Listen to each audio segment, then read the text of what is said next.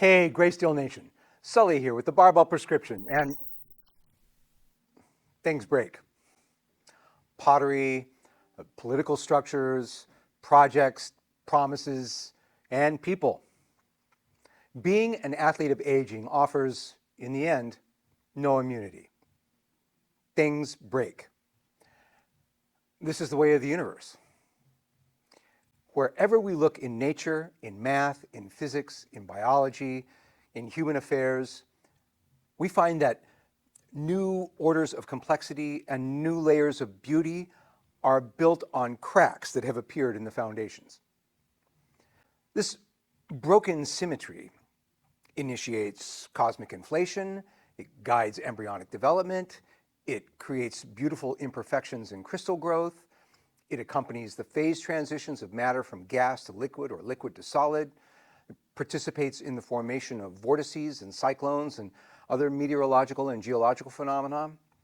And it contributes to countless other physical, chemical, and biological processes.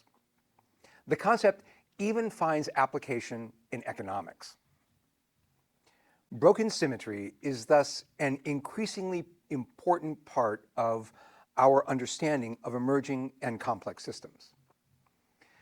See, the fantastic but incomplete success of the reductive scientific project, which has identified the building blocks of reality, has initiated a new science of how those parts come together to make wholes. And a big part of that new science is the understanding that the shattering of a simple structure or landscape will often, not always, but often, lead to complexity and the emergence of new properties. Now, athletes of aging, like you and me, being part of a universe where things break, are ourselves prone to breakage, willy-nilly. Now, we naturally find this deplorable. Complexity, emergence, and beauty be damned. But the cosmos seems disinclined to consult with us on such matters, and so there you have it. Eventually, we all hit a speed bumper 3.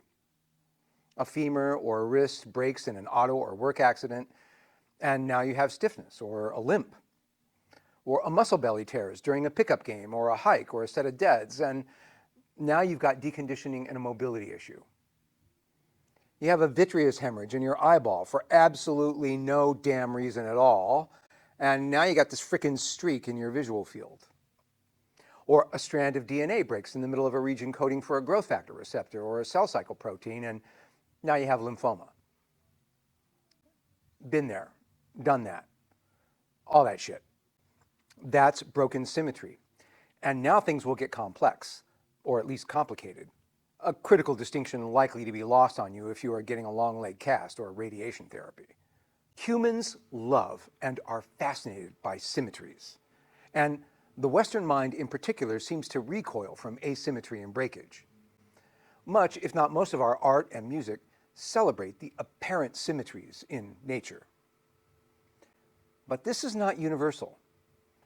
The Japanese aesthetic in particular embraces asymmetries and imperfections as reflected in the concepts of wabi-sabi, or beautiful imperfection, and shibui, elegant austerity and simplicity.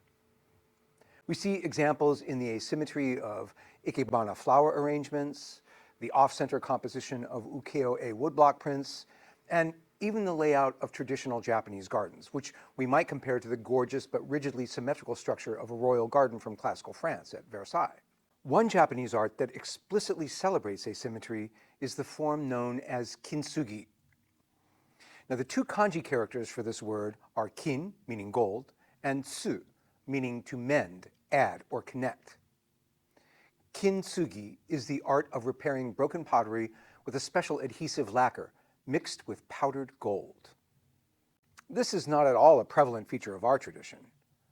Kintsugi celebrates the imperfections of a broken piece, highlighting rather than concealing the shattering effects of the passage of time, which, as we have seen, eventually shatters everything. Kintsugi is the most eloquent and poignant and beautiful artistic expression of the second law of thermodynamics I can think of. It recognizes broken symmetry as inevitable and beautiful and ultimately creative. Things break, for time passes. And when in the fullness of time they do break, they will never be quite the same.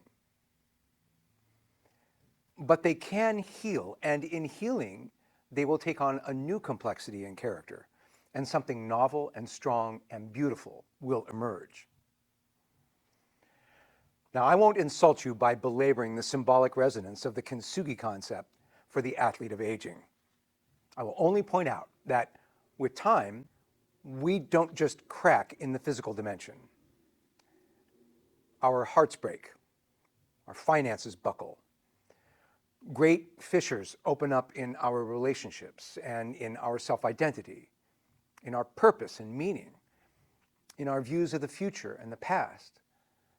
Broken symmetries, every one, all of them aching to be sealed and healed by the pure gold of resolution, courage, training, and practice. And so, as I have noted many times before, the athlete of aging is always more unique, more singular, more individual than younger counterparts. And this is something I know about all of you who train under my eye. You there, your shoulder forbids the overhead press and mandates a safety bar for squats. That is part of your singular beauty, and the adaptation of your program to this broken symmetry is Kintsugi. And you, that knee will not squat to depth, but it will squat, and it will deadlift, and what you lack in leg strength you make up for with an incomparably beautiful and disproportionately strong press. And you over there, you need an asymmetric grip for the bench, and your program must progress slowly because of osteoporosis. But we have compensated with a unique conditioning approach, and you have taught your coach more about programming than he knew when he met you. And all of those interventions are the gold lacquer that holds your training together. We are marked, all of us, by the past, all of us subject to the implacable passage of time and the shattering creative swing of time's hammer, broken symmetry, just like everything else in the universe. Leonard Cohen, no stranger to breakage, said it best. There is a crack in everything. That's how the light gets in. Thanks for watching, and thanks for being patient with us over the last few months as we transition to our beautiful new clinic for the athlete of aging. We're all moved into the new Greysteel, and we're excited about its possibilities. Special thanks to the Pogs who support us in Patreon. You guys rock. Next time, we'll talk about novice programming. Until then.